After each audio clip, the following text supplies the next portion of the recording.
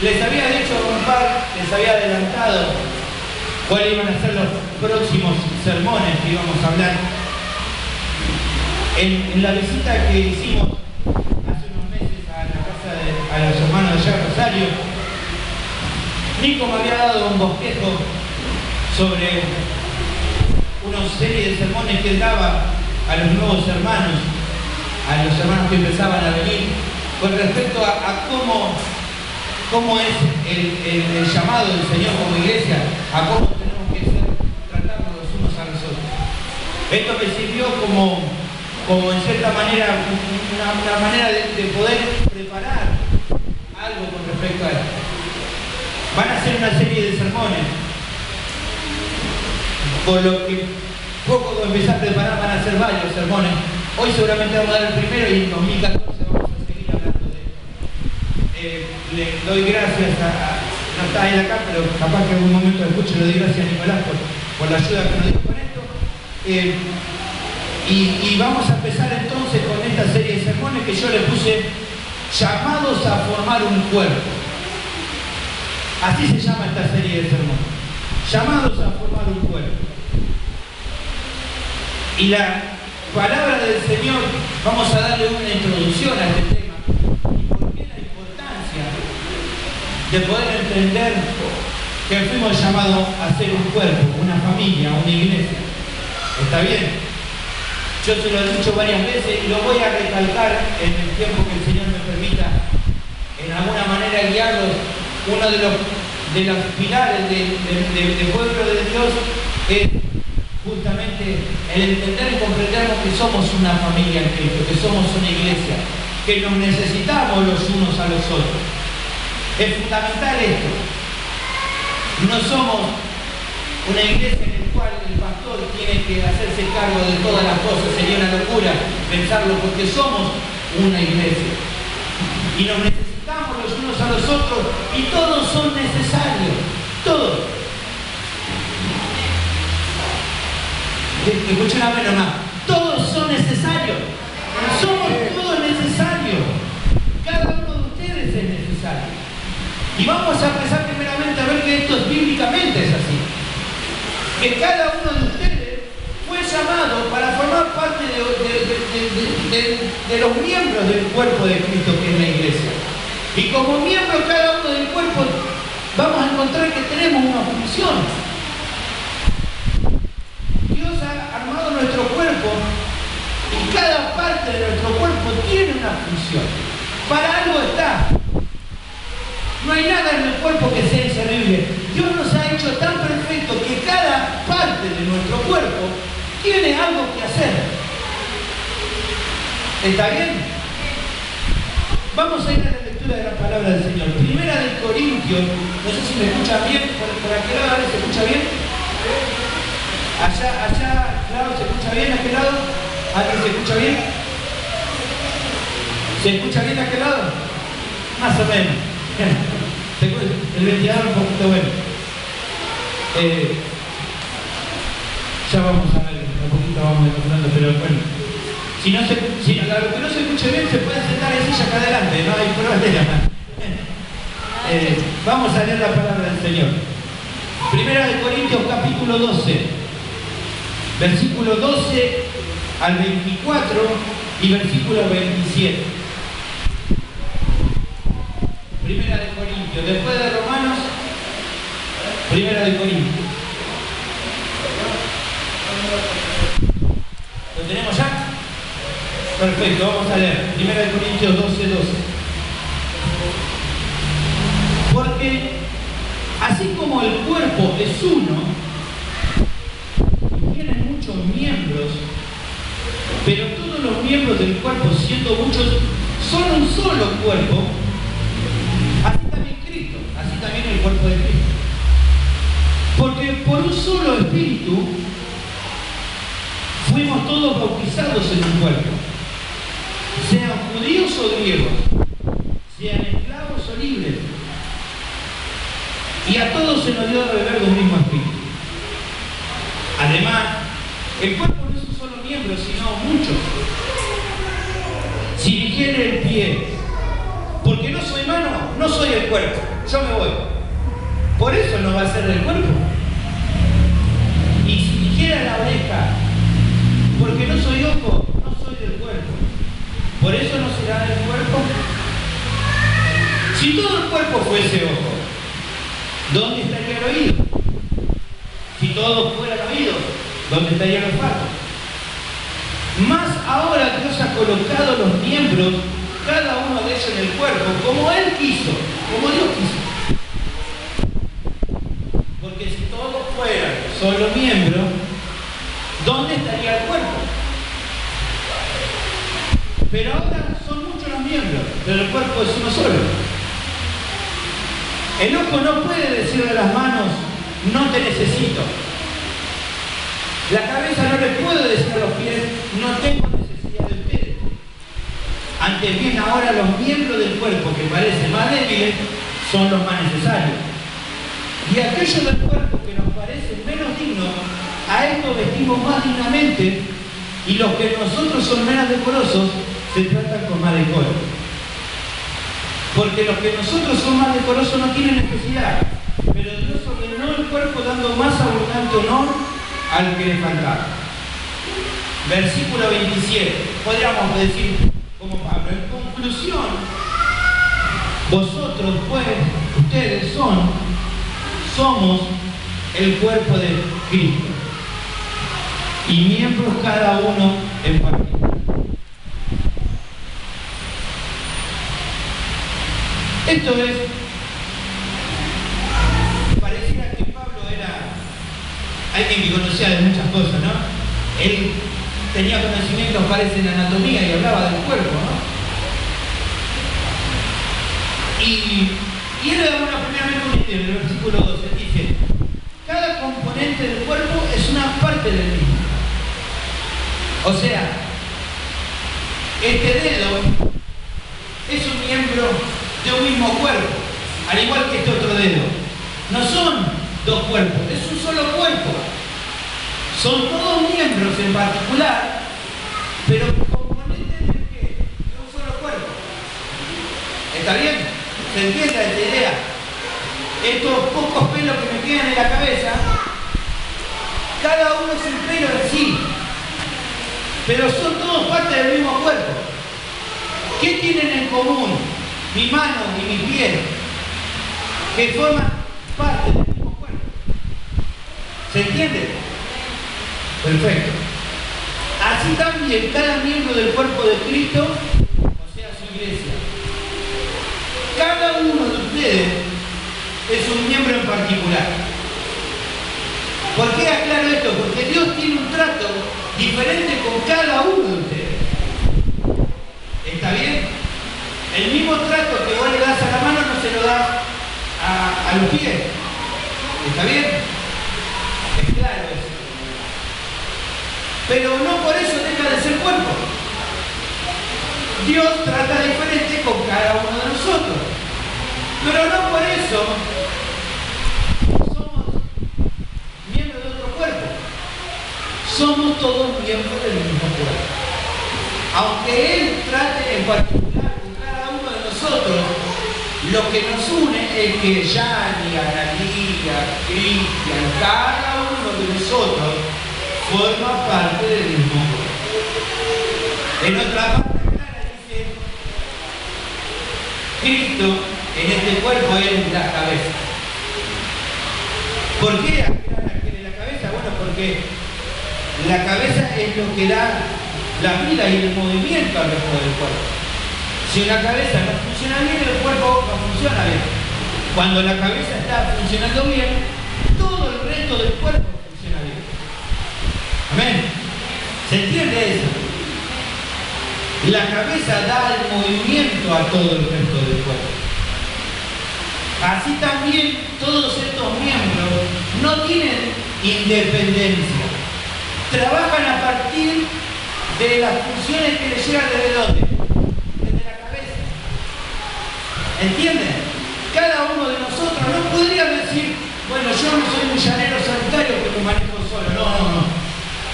Cada uno de nosotros se maneja a partir de la cabeza que es Cristo. No siguen ustedes el pensamiento y la idea que pueda tener el pastor, o que pueda tener algún líder de la iglesia. Es de acuerdo al movimiento y al pensamiento que tenga la cabeza de Cristo. Él ha puesto dentro de los miembros del cuerpo diferentes partes que trabajan justamente para guiar el cuerpo. Podríamos decir, bueno, los pies son los que hacen que el pie o que el cuerpo camine. Bueno, las manos son los que hacen que el cuerpo pueda tomar lo que haga falta. Los ojos que están atentos a ver de lo que hace falta, pero todos son importantes. Ahora bien, me gustaría, porque justo hay un versículo ahí entre medio que muchos malinterpretan. Y me gustaría tomarme unos minutitos para poder hablar sobre el versículo 13. Me parece importante porque hay muchos que tienen una noción errónea sobre qué es el bautismo en el Espíritu Santo, o el bautismo del Espíritu Santo. Hace tiempo atrás escuchaba una persona que muy fervorosa, pero de una manera equivocada, decía que el bautismo del Espíritu Santo es una experiencia que vive el cristiano durante su tiempo en la iglesia, el cual se demuestra a través de hablar en lengua. Bueno, la verdad que esto no es así. De ninguna manera es así. El bautismo en el Espíritu Santo no está relacionado con eso. La palabra bautismo significa sumergir en, meter en, poner en. Esa es la idea de bautismo. ¿Está bien? Entonces, ¿qué tiene que ver el hablar en lengua o algún tipo de actividad con eso? La realidad es que, meditando en la palabra del Señor, encontramos que la pregunta que nos podemos hacer es: ¿cuándo cada uno de nosotros ha sido metido, injertado en el cuerpo de Cristo? ¿Cuándo les parece a ustedes? Cuando hemos sido salvados por el Señor, nos hemos transformado en sus hijos, Él nos ha adoptado. Por lo tanto, ahora formamos parte de su familia, de su iglesia. Por lo tanto, el bautismo del Espíritu Santo, y acá lo dice bien claro porque nos han dicho a veces, bueno, el bautismo del Espíritu Santo estaba mostrado por el hablar en lengua. Entonces los que no hablaban en lengua decían, entonces yo no tengo el bautismo del Espíritu Santo. Pero ¿qué dice el versículo 13 que leímos? Porque por un solo Espíritu fuimos los que hablamos en lengua bautizados. No, ¿qué dice? Fuimos todos bautizados. Todos. Entonces el bautismo del Espíritu Santo es una obra que hace el Espíritu Santo de meternos en el cuerpo de Cristo. ¿Cuándo? El día que nos salvó el Señor. Ese día recibimos el bautismo del Espíritu Santo. Bíblicamente es así. Es lo que la palabra de Dios demuestra. El día que Dios te salvó, fuiste bautizado en el Espíritu Santo. Uno dice, bueno, pero yo tengo un don de hablar en... Sí, es un don que reparte el Espíritu Santo, pero Él lo reparte. Si vos lees 1 Corintios 12, 13, 14, vas a encontrar que los dones son repartidos de acuerdo como el Espíritu Santo ha determinado. Los dones son repartidos por Él. Y un don no te hace más espiritual que otro don. Los dones no muestran tu nivel de espiritualidad o tu madurez espiritual. De hecho, la palabra de Dios no me muestra que eso sea y demuestre mi nivel de espiritualidad. La realidad es que para conocer a una persona, lo dijo Jesucristo bien claro, ¿cómo lo conocemos? Decilo por tal. Por su fruto lo conocemos. Esa es la forma de conocer un árbol. Esa es la forma de conocer al cristiano. Aquel que verdaderamente es maduro en el Señor es aquel que tiene mucho fruto.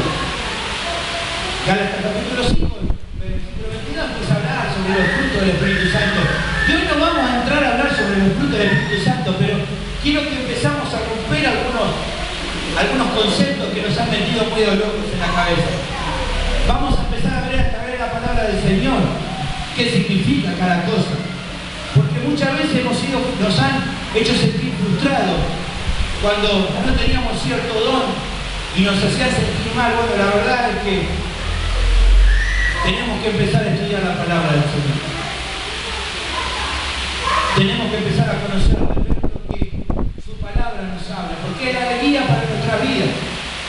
He visto muchas veces hermanos que hasta lo han llevado a una escuela donde los hacían, les enseñaban cómo tenían que hablar en lengua. Una cosa de loco. No, diciendo palabras en trabalengua, a veces así aprendí a hablar en lengua. Esto no le estoy mintiendo, es algo que es una locura, pero muchas veces se ha actuado de esta manera. Que Dios nos ayude. Que Dios me ayude a poder enseñarle de acuerdo a cómo está la palabra.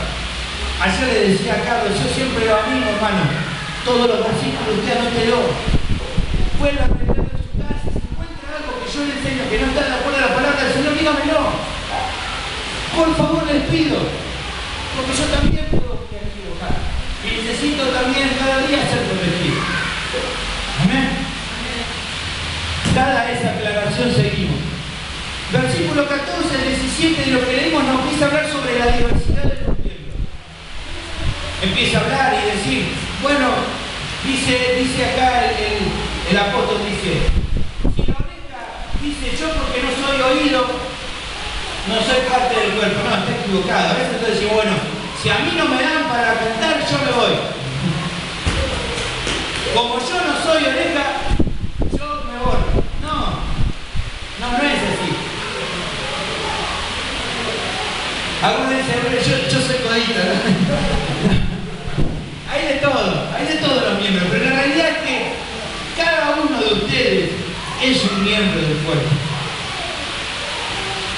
Cada uno de ustedes lo es. Tal vez no sea otra cosa, pero da gloria al Señor por la parte del miembro que te tocó ser. El versículo 18 nos da la clave. La soberanía del Señor sobre la función de cada miembro. Dice, el que elige qué va a hacer cada uno de ustedes como miembro es el Señor. Él ha puesto cada miembro como Él quiso.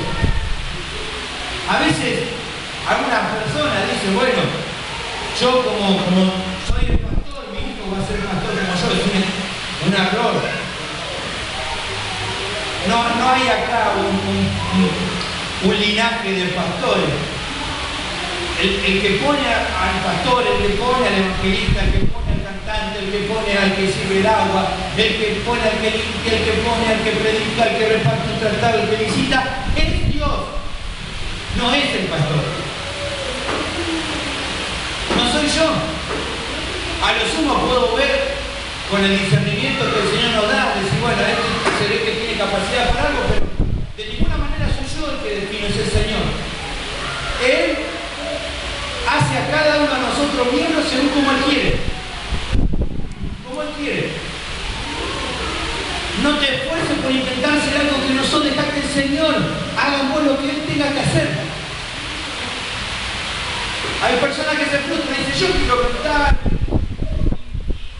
No, amigo. Nada. Y hay personas que se frustran. Yo quiero predicar. Qué bueno que quieras predicar. Bueno, predicar. No, pero yo quiero enseñar. Bueno, pero Dios te llamó para eso. Ah, no sé, pero yo quiero hacerlo. Bueno, la realidad es que no actúa de esta manera. No es así la cosa. Dios no trabaja de esta manera de acuerdo a lo que yo quiero. Es de acuerdo a lo que Él quiere. Es como Él quiso. Es como Él quiere hacerlo. El versículo 18 dice, mas ahora Dios ha colocado los miembros de cada uno de ellos en el cuerpo como Él quiso. Del versículo 19 al 24 encontramos al punto que queríamos llegar. ¿Cuál es? La necesidad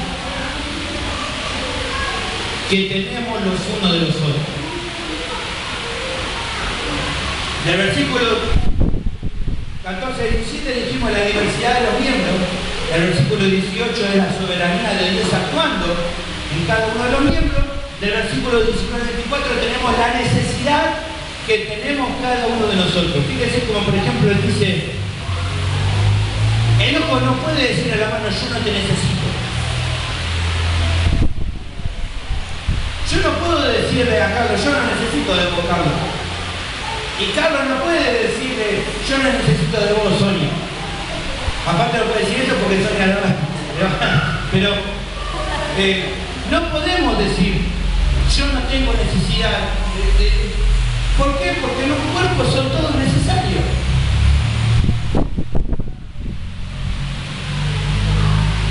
Son todos necesarios. Todos se necesitan. La mano necesita el brazo necesita la muñeca, la cabeza necesita el cuello, que a su vez necesita la columna. ¿Van comprendiendo? No hay ninguna parte que no dependa de la otra. Ninguna parte del cuerpo podría actuar si no tuviera otra parte que lo ayudara. Son solidarios una parte del cuerpo al otro. ¿Van comprendiendo la idea? Cada uno de ustedes es necesario. Cada uno de los miembros son necesarios.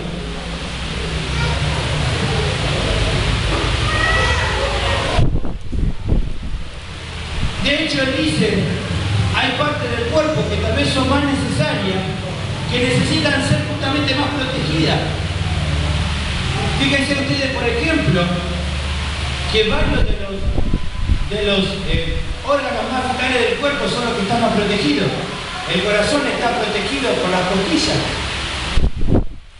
Los ojos están protegidos por los párpados, por las pestañas. Nuestra nariz tiene pelitos que, aunque se vean medio feos, protegen a nuestra nariz. Todo tiene un porqué en el cuerpo. Dice, de hecho, dice Pablo, aquellos miembros que nos parecen menos decorosos son los que son más protegidos y más cuidados. ¿Se entiende? Y aún los tratamos con más honra. Son tratados con mucho más honra. Son cuidados mucho más. ¿Cuántas veces no? Hay miembros en el cuerpo que a veces me trae canas verdes, pero en realidad que son puestos por Dios justamente.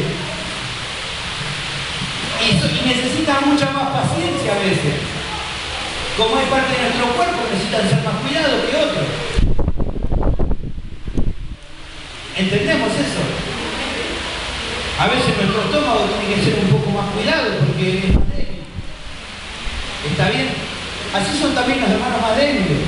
Necesitan que los miembros más fuertes puedan cuidarlo, puedan protegerlo. ¿Está bien? Vamos entendiendo en esta tarde.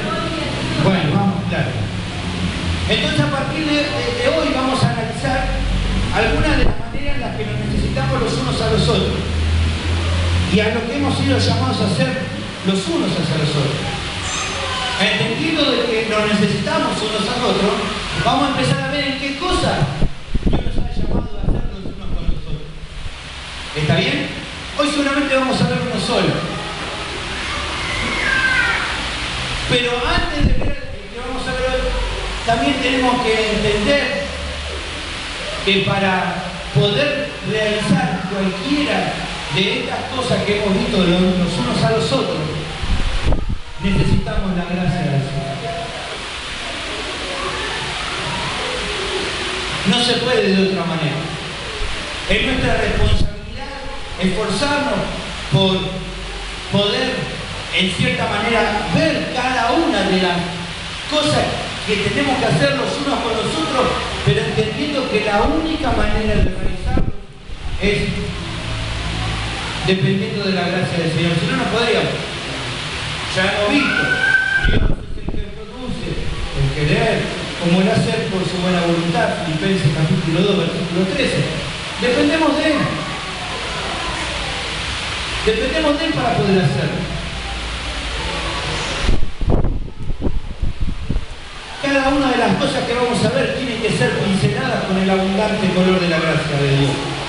Ya que es el que nosotros produce el querer por hacer por su buena voluntad. ¿Y por qué Él es el que produce como el hacer por su buena voluntad. Porque entonces, cuando logramos un objetivo, podemos darle la gloria a Él. Por eso Él lo hace. Si fuera solamente algo que dependía de nosotros, nos podríamos decir, ah, qué bueno, logramos este objetivo. A veces en el trabajo no nos pasa que a veces decimos, bueno, tenemos que poner un objetivo. Es decir, bueno, nosotros por ejemplo en el trabajo tenemos que llegar a cumplir con la demanda de los productos que necesitan un 98%. Si logramos esa meta, estamos todos contentos.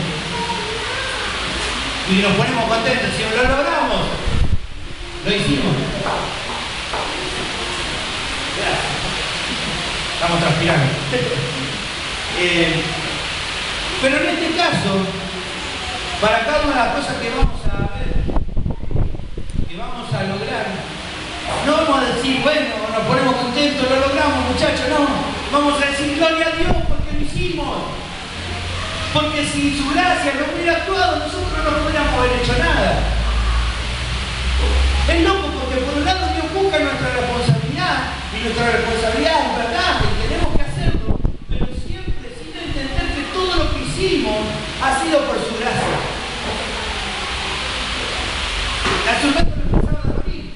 Estuve 6 años estudiando, he pasado noche entera, vela, y lo he hecho todo, pero ahora, después que terminé, no me siento orgullosa de mí misma. Solamente puedo darle la gracia al Señor porque ha sido por su gracia que lo pude realizar. Ese es el sentimiento y el pensamiento de cada cristiano. Cada cristiano cuando alcanza una meta dice, para tu gloria, Señor, porque fue por tu mérito que lo pude realizar. No ha sido por nuestra capacidad, no ha sido por nuestra fuerza. Hay una frase muy preciosa que dice, nuestra barca hizo agua tantas veces en la noche, y si no se hundió jamás fue por tu mano. No por nuestra habilidad, sino por tu compasión. Y en la realidad ha sido por su gracia. Consciente de que ha sido su gracia la que ha sido suficiente y nunca ha faltado. Amén. Vamos a ver entonces el primer punto. No lo vamos a atender mucho en esta noche, pero vamos a ver el primer punto. Con respecto a lo que tenemos que hacer los unos con los otros. Y la que vamos a ver en esta noche es amarnos los unos a los otros. Vamos a ver el Evangelio según San Juan, capítulo 13, versículo 34.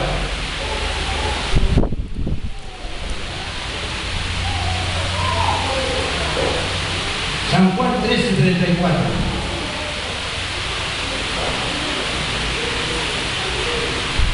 Dice la palabra del Señor. Un nuevo mandamiento les doy. ¿Cuál es ese nuevo mandamiento? Que os améis unos a otros, como yo os he amado, que también os améis unos a otros. Entonces, el que vamos a ver hoy, hemos sido llamados como cuerpo de Cristo, como iglesia de Cristo, hemos sido llamados a amarnos los unos a los otros. He sido a llamar a cada uno de ustedes y que cada uno de ustedes me ame a mí.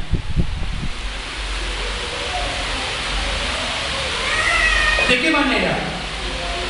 El Señor les aclara, como yo los he amado.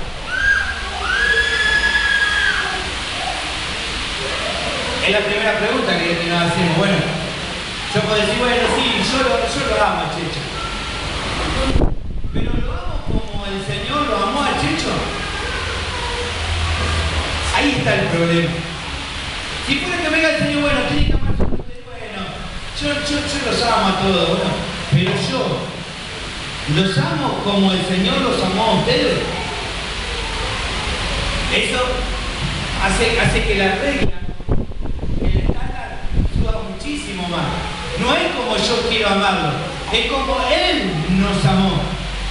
Es como Él te amó, que yo así te tengo que amar. De la misma manera, como Él nos amó, yo y vos nos tenemos que amar. Escuchan pocos amén en esta noche, Se complica un poco, sí, la verdad que se complica un poco. Pero es lo que dice la palabra del Señor. ¿Cómo era el amor del Señor? Bueno, la palabra del Señor cuando habla del amor de Cristo, habla como un amor ágape, como el amor de Dios. El amor más sublime, perfecto y completo de los amores que existen. El amor de Dios sobrepasa todo entendimiento. El amor de Dios, a veces decimos, ¿qué significa esto? Bueno, ustedes, por ejemplo, deben conocernos cuántos hombres, ¿no?, que están privados de su libertad, ¿no?, en una cárcel, y a veces pasa el tiempo y por ahí una madre no puede ir a ver, no pasa el tiempo y dice, pero ¿por qué esa mamá se sigue esforzando por ir a ver a su hijo? No logro comprender, ¿no? Bueno, el amor del Señor aún es mayor que cualquier amor humano. Sobrepasa la capacidad de entendimiento de cualquier hombre. No se puede comprender el amor de Dios en cierta manera, lo que está diciendo. No se puede entender. No se puede explicar cómo Él puede amar así como ama. Tan sublime, tan perfecto, tan completo. Si vos lees en 1 Corintios capítulo 13, versículo 4 al 7, podés encontrar algunas características de este amor. Vas a encontrar algunas características hermosas de cómo es el amor de Dios, de cómo es este amor ágape. Fíjate lo que dice, algunas características. El amor de Dios es sufrido, es benigno, o sea, es bueno. El amor no tiene envidia. El amor no es alcancioso, o sea, no alardea, no se la cree el amor de Dios.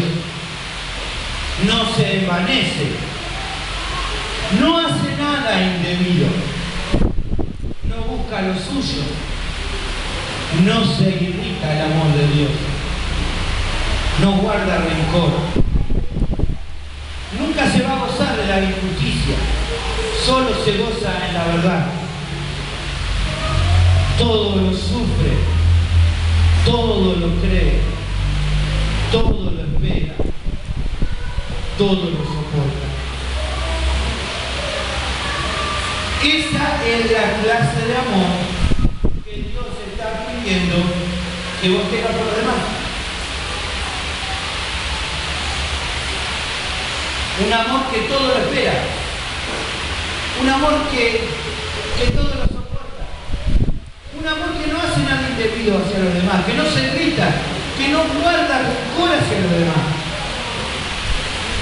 Esa es la clase de amor con la que el Señor nos amó. Y esa es la clase de amor con la que yo y vos nos tenemos que amar.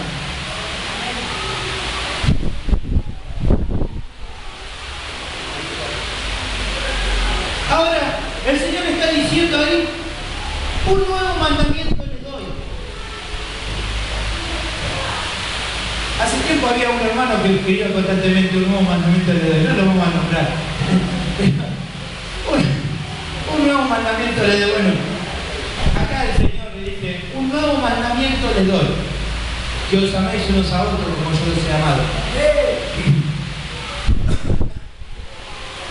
Ahora, ¿por qué dice un nuevo mandamiento? ¿Qué quiere decir un nuevo mandamiento? Que antes de que lo dijera acá el Señor, antes de eso, no había un mandamiento de que nos amemos unos a otros.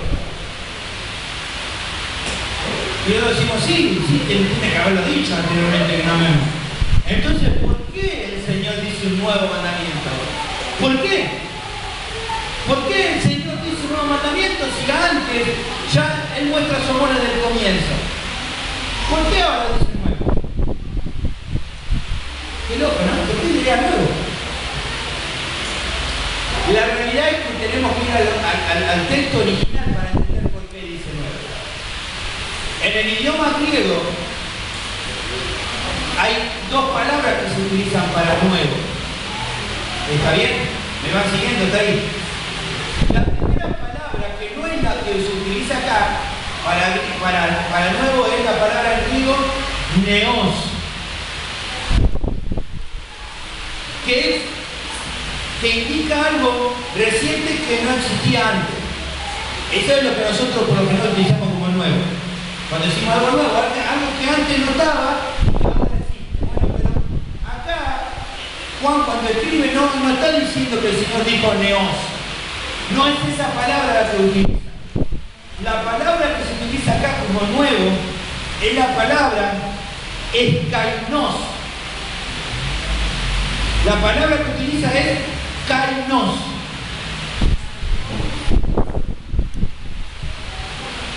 ¿Qué quiere decir kainos? Como nuevo, ¿qué quiere decir?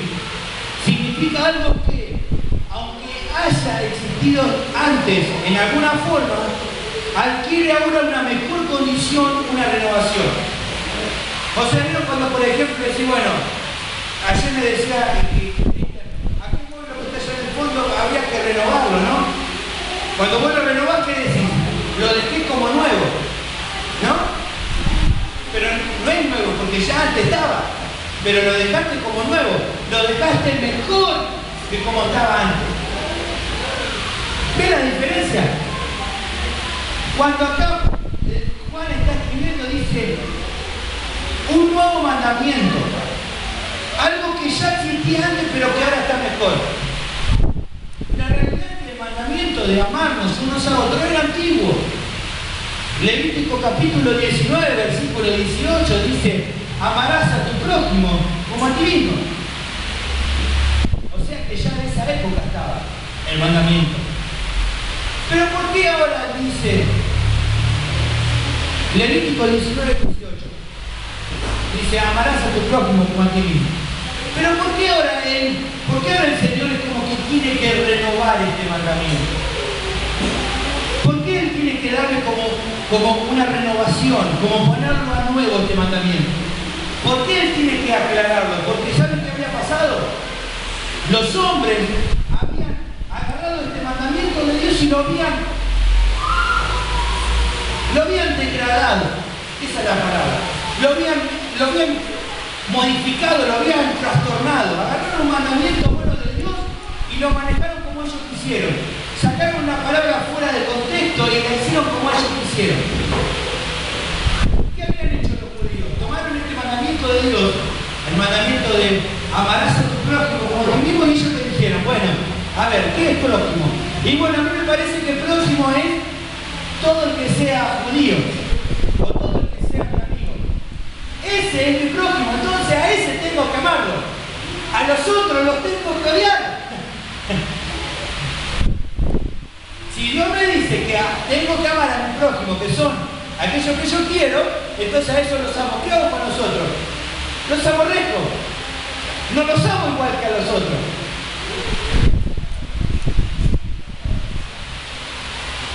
Fíjense que cuando está dando el sermón del monte, Jesús va a hablar de esto justamente. Él dice: ustedes escucharon que se decía: amarás a tu prójimo y aborrecerás a tu enemigo. ¿Por qué está citando esto? Porque era lo que los fariseos, los falsos maestros decían. Fíjate Mateo 5:43. Mirá cómo Mateo 5:43 dice: ustedes oyeron que fue dicho: amarás a tu prójimo y aborrecerás a tu enemigo. Eso es lo que decían estos judíos que habían cambiado la Biblia. ¿La ley?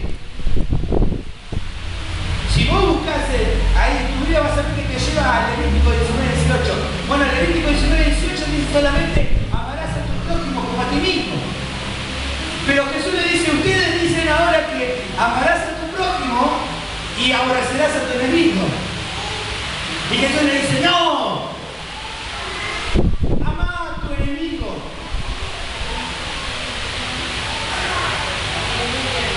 No se confundan, no era eso lo que Dios le estaba diciendo. Dios no le dijo a ustedes que amen a sus amigos y a sus enemigos odienlos. No, amen a sus enemigos. Si ustedes aman a sus amigos, qué buena cosa están haciendo.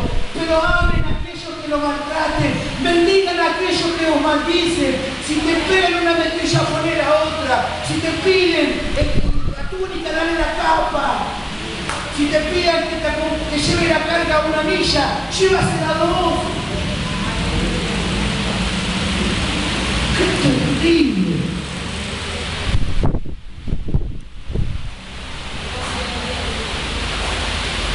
Léelo, no soy yo, lo dice una palabra. Es muy difícil esto que lo estoy diciendo, pero es la verdad. El Señor le decía, amen a sus enemigos, busquen el bien de ellos.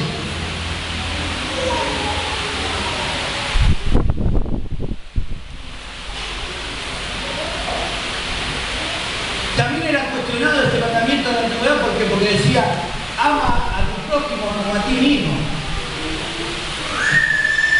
Y el problema es que tenemos aún en este tiempo. Si yo te digo a vos simplemente, ama a tu prójimo como a ti mismo, ¿qué pasa? Si yo lo amo como me amo a mí mismo, está perdido mi prójimo. Porque en realidad, si yo no me amo a mí mismo, ¿qué voy a amar a los demás? Si yo constantemente me auto boicoteo, me deprimo, me golpeo, me hago tantas cosas, ¿cómo voy a amar así a los demás? Si el amar al prójimo dependiera de cómo soy yo o cómo me amo a mí mismo, de acuerdo a mi amor humano, estoy perdido. Por eso el Señor le dice, un nuevo mandamiento les doy. Les voy a aclarar el panorama. Voy a agarrar ese mandamiento, lo voy a pulir y se lo voy a poner nuevito para que ustedes entiendan y no les quede ninguna duda. ¿Cuál es este nuevo mandamiento que le doy? Ámense los unos a los otros. Ahí se no queda fuera nadie.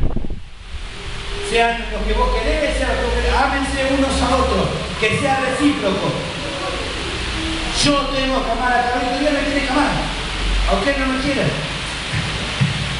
Aunque sea el otro me tiene que amar. Pero ojo, no es simplemente como a él mismo se ama, como yo los he amado. Por si le quedan dudas de cómo tiene que ser el amor ese que tienen que tener, cómo tiene que ser como a sí mismo, bueno, yo se lo aclaro. Tienen que amarse como yo los amé. Carlos me tiene que amar como Cristo lo amó a él.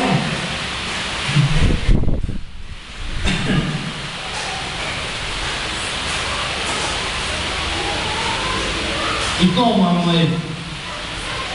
¿Cómo amó él? Mirá lo que dice San Juan capítulo 13, versículo 1. Mirá qué precioso. La forma, la duración de su amor. San Juan capítulo 13, versículo 1. Fíjense cómo es el amor de él. Fíjense el peso, la cantidad del amor de él. Dice, sabiendo Jesús que su hora había llegado para que pasase de este mundo al Padre, como había amado a los suyos que estaban en el mundo, como dice, los amó hasta el fin. Así amó él, hasta el fin. San Juan 13:1, la última frase es terrible. Él los amó hasta el fin.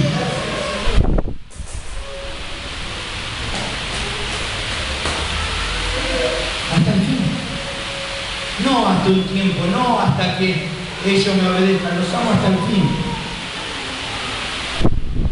Los amo para siempre. No puedo dejar de amarlos. Pablo decía lo mismo, decía, voy a ver que estoy hablando la verdad, aunque me amen menos, yo lo voy a seguir amando. No puedo actuar de otra manera. Jesús mismo decía, por más que ustedes me hayan maltratado a mí, por más que me hayan negado, yo no puedo amarlos de otra manera, no puedo. No puedo dejar de amarlos. Por eso los discípulos le dicen, Señor, si mi hermano viene y peca contra mí, ¿cuántas veces le tengo que perdonar? ¿Hasta 7? Y le dice, 70 veces 7. Siempre perdonarlo. Porque tu amor hacia Él tiene que ser siempre, aunque te falle, aunque hable mal de vos, aunque sea tan duro con vos, seguí amándolo. Porque yo así te amé. De la misma manera, amame.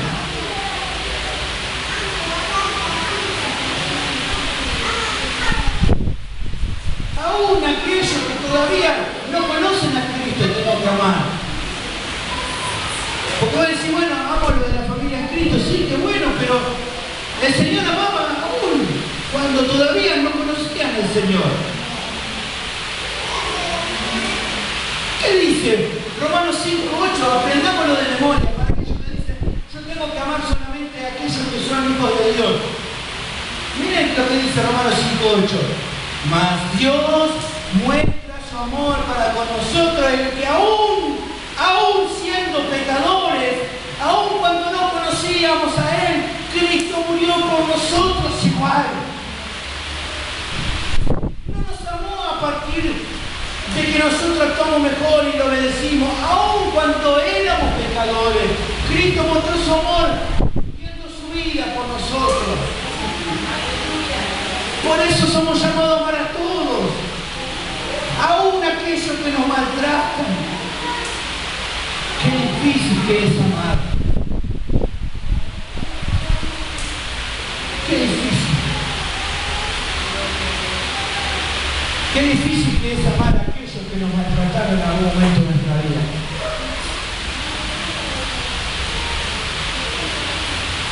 Esto es un mandamiento nuevo en intensidad, profundidad, motivación y todo. Qué difícil que es amar de esta manera. Yo no sé si a vos te está costando amar de esta manera. A mí me cuesta, yo soy el primero que digo. A mí me cuesta amar de esta manera. Porque hay muchos que me han herido. Pero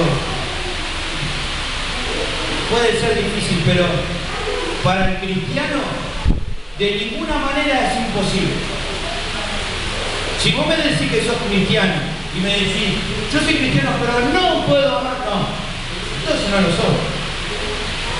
Es difícil. Vos me podés decir a mí, es difícil amar así, bueno, sí te puedo entender. Pero si vos sos cristiano no podés decirme que es imposible. De ninguna manera para el cristiano puede decir que el cristiano no puede amar a un enemigo. ¿Por qué no? Porque dice la palabra del Señor, el Espíritu Santo ha derramado el amor de Dios en nuestra vida. El amor de Dios está en tu vida. El amor ágape está en tu corazón si sos un cristiano. Por lo tanto, podés amar como Él amó. ¿Es difícil? Sí, muy difícil. ¿Imposible? No es imposible. Fíjense el mismo Juan lo que dice, y vamos a ir terminando en esta noche. Primera de Juan, capítulo 4, versículos 7 al 11. Fíjense, Primera de Juan, capítulo 4, primera epístola de Juan, capítulo 4, versículos 7 al 11. Amados, amémonos unos a otros, porque el amor es de Dios. Todo aquel que ama de esta manera, con el amor de Dios, es nacido de Dios y conoce a Dios.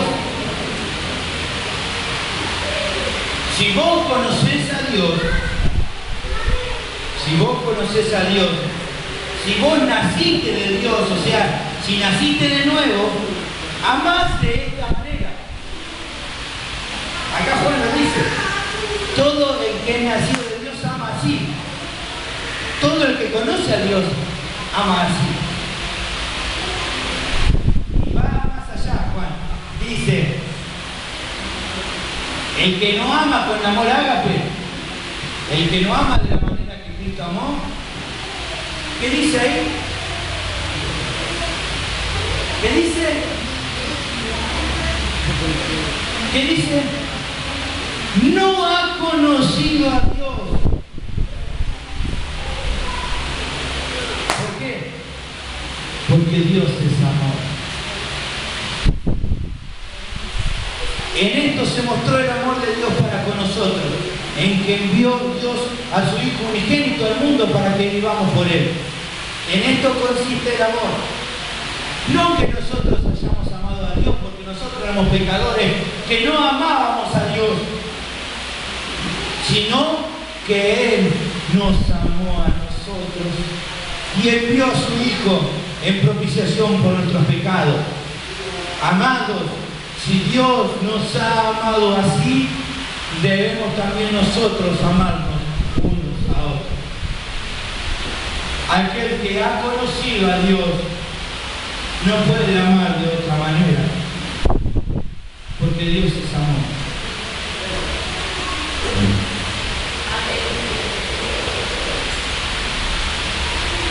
De hecho, y aunque te parezca muy duro escucharlo, amar de otra manera que no sea como Dios dice acá que hay que amar, ¿sabes qué es? A ver si lo relacionas fácil. Si no amas de la manera que dice Dios que hay que amar, ¿qué es eso? ¿Qué es eso? ¿Qué es eso, Albert? Sí, es pecado, Albert. Es pecado.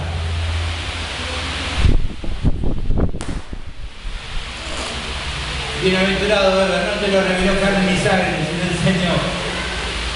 Es pecado. La Biblia nos da a entender claramente eso. Es más, te da a entender que si no amas de esta manera no conociste a Dios.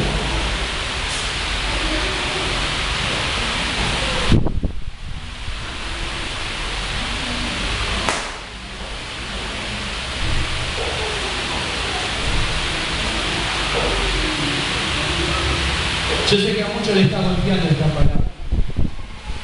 No porque tenga algo místico y sepa que gana Dios lo reveló, no. Porque la palabra de Dios siempre golpea nuestra vida. Porque yo sé que a muchos de nosotros a veces nos cuesta amar a alguna persona puntualmente. Yo puedo decir, bueno, sí, a la Marita amo, no sé, a Carlito lo amo, no, a Checho me cuesta amar a usted. No me obedece, le digo que si haga esto que me hace caso. Yo sé que a veces nos cuesta amar. Hay personas puntualmente que por ahí nos cuesta un poco más amar. ¿Cómo hacemos entonces? ¿Qué hacemos? Necesitamos correr a Cristo. Esa es la verdad. No nos queda otra que recurrir a Cristo. Hay un versículo que hace un rato yo le citaba. Hebreos capítulo 4, versículos 15 y 16.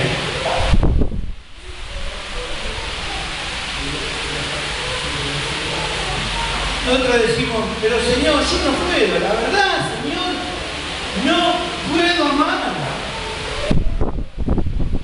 No puedo perdonar a este que me trató de mal. No puedo. No puedo perdonar. Señor, ¿cómo hago?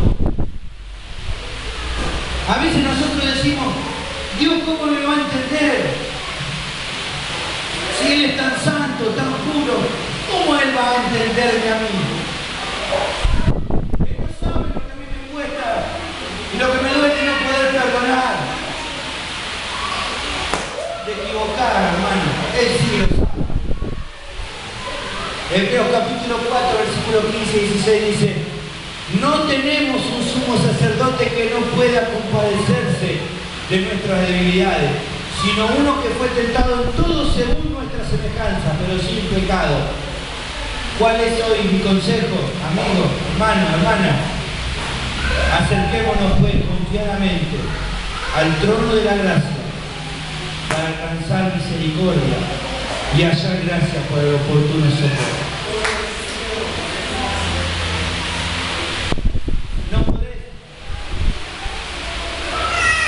No podés perdonar, corre a Cristo. No podés amar a aquellos que te lastimaron, corre a Cristo, acércate a Él. Él te entiende, Él te comprende, Él sabe lo que está luchando.